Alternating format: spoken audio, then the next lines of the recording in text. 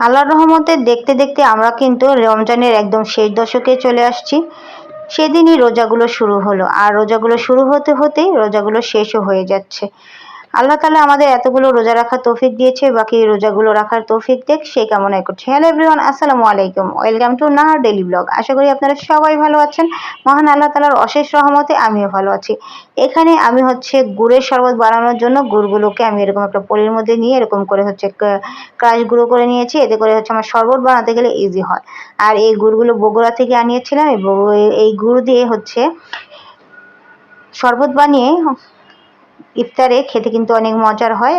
আর গুড়গুলো এত মিষ্টি এবং কালারফুল, দেখতেও কিন্তু অনেক ভালো লাগে।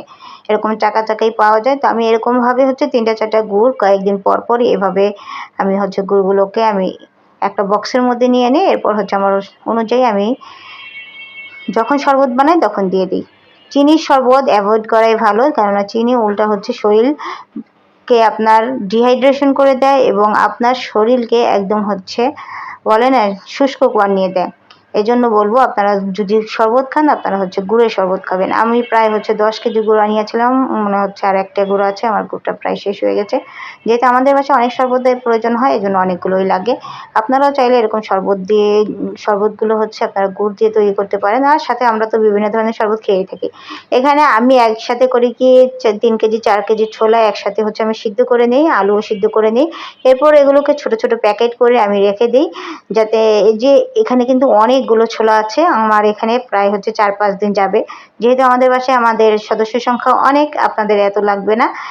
আমার যেহেতু অনেক লাগে এই জন্য আমি হচ্ছে এগুলোকে ছোট ছোট প্যাকেট করে নিচ্ছি, প্যাকেট করে রেখে দিয়েছি। এরপর ইফতার আয়োজনের জন্য আমি চলে আসছি হচ্ছে একটু ভাজা পোড়া করার জন্য।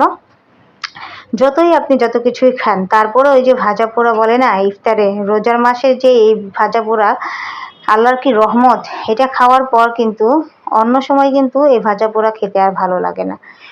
এই যে রোজার মাসে আমরা এত ভাজা পোড়া খাচ্ছি, তারপর কিন্তু আমরা সুস্থতা থাকছি, তাই না? আল্লাহ তাআলার কত বড় নিয়ামত আছে এই রমজান মাসে। রমজানের ইফতারের মধ্যে আল্লাহ তাআলার অশেষ বরকতও রয়েছে। তো আমি কি করি, এক চুলায় ইফতারগুলো ভাজি আর আরেক চুলায় হচ্ছে আমি দুপুরের, রাতের এবং সেহরির জন্য রান্না করে নিই। বেশ অনেকটা সময় আমাকে যেহেতু রান্না করে থাকতে হয় এই রমজান মাসটায়, প্রায় 2 ঘন্টা 2.5 ঘন্টায় আমার যেহেতু অনেকগুলো ইফতার তৈরি করা লাগে, তো আমি এক চুলায় ইফতারগুলো তৈরি করি, আরেক চুলায় হচ্ছে রান্না করি। তো এর মধ্যে আমি হচ্ছে খিচুড়িও রান্না করেছিলাম। খিচুড়ি আমার বাসায় ইফতার আয়োজনে বেশ 1 দিন 2 দিন মানে 2-3 দিন হচ্ছে ভাজা পোড়া, আবার হচ্ছে 1 দিন হচ্ছে খিচুড়ি, আবার 1 দিন হচ্ছে বিরিয়ানি, আবার 2-3 দিন ভাজা পোড়া। মানে এভাবে হচ্ছে খায়। কেননা এই যে প্রতিদিন ভাজা পোড়া খেতে কিন্তু কারোই ভালো লাগে না। তো আমি কিছু ফ্রুটস এবং হচ্ছে এই যে খাবারগুলো রেডি করেছি, এগুলো হচ্ছে আমি দোকানে পাঠিয়ে দিব।